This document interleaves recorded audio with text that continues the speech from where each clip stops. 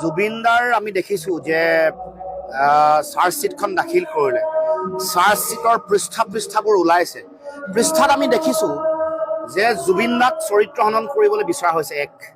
দ্বিতীয়, কিছুমান মানুহক ইয়াত ওলাই যাবৰ কাৰণে শাস্তিৰ পৰা ৰেহাই দিয়াৰ এটা কুটকৌশল ৰচনা কৰা হৈছে। তেওঁৰ এনেকুৱাকৈ চাৰ্জশ্বিট ফ্ৰেম কৰা হৈছে যেন তেওঁৰ সন্মুখত মৃত্যু হওঁতে যিসকল উপস্থিত আছিলে, প্ৰবাসী অসমীয়া যিসকলক, অভিমন্যু তালুকদাৰকে কৈ তেওঁলোকক অনা নাই, তেওঁলোকক যেন ৰেহাই দিবলৈ চেষ্টা কৰা হৈছে।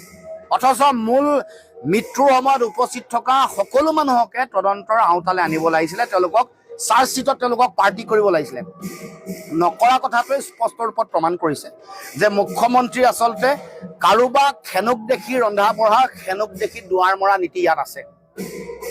এই চাৰ্জশ্বিটখন বায়াছ নোহোৱাকৈ থকা নাই, এখন বায়াছ চাৰ্জশ্বিট। এই চাৰ্জশ্বিটত মুখ্যমন্ত্ৰী নিজা ইচ্ছা কৰি, আৰু কথাবোৰ যে আগতীয়াকৈ কৈ দিছে হত্যা কৰা হৈছে, ছিংগাপুৰত আকৌ কৈছে কোনো ধৰণৰ হত্যাৰ কথা নাই, ইয়াতে তেওঁলোকে এটা স্বাভাৱিক মৃত্যু বা বেলেগ ধৰণৰ, এই যে যিটো কণ্ট্ৰাডিকশ্যন, এইটোৱে আইনী ব্যৱস্থাটোত যাতে যিসকল অপৰাধী আছে, তেওঁৰ অত্যন্ত ঘনিষ্ঠ চামকানু মহন্তসকল ন্যায়িক ব্যৱস্থাটোক হাৰি যোৱাৰ বাটটো মুখ্যমন্ত্ৰীয়ে নিজে উলিয়াই দিছে। আৰু মুখ্যমন্ত্ৰীয়ে বাৰে বাৰে কৈ দিয়া কথাবোৰো ন্যায়িক ব্যৱস্থাত কনচিডাৰ কৰিব, এইবোৰ পিছত বিবেচনালৈ আহিব, ক'ব যে আচলতে গোটেইখন বায়াছ, ইয়াত কাৰোবাক সহায় কৰিব বিচৰা হৈছে। গতিকে ন্যায় ব্যৱস্থা যেতিয়াই আগবাঢ়িব, শ্যামকানু হাৰি যাব, সিদ্ধাৰ্থ হাৰি যাব, নিৰ্বাচনলৈকে নিৰ্বাচনৰ বৈতৰণি পাৰ হ'বৰ কাৰণে কৈ আছে নহয় জনগণে বিচৰা ধৰণে চাৰ্জশ্বিট। আৰে জনগণৰ ধৰণে বিচৰা ধৰণে চাৰ্জশ্বিট নালাগে, জুবিন দাই ন্যায় পৰা ধৰণে চাৰ্জশ্বিট পাব লাগিব।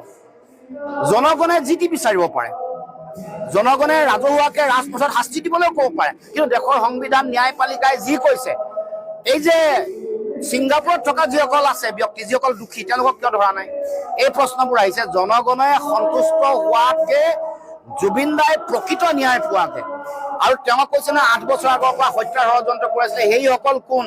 তেওঁ মুখ্যমন্ত্ৰী হৈ জুবিন দাক যোৱা 5 বছৰে বা এইবাৰ ছিংগাপুৰত কিয় নিৰাপত্তা দিব নোৱাৰিলে, সেইবোৰ কথাও জনগণে প্ৰশ্ন উত্থাপন কৰিছে।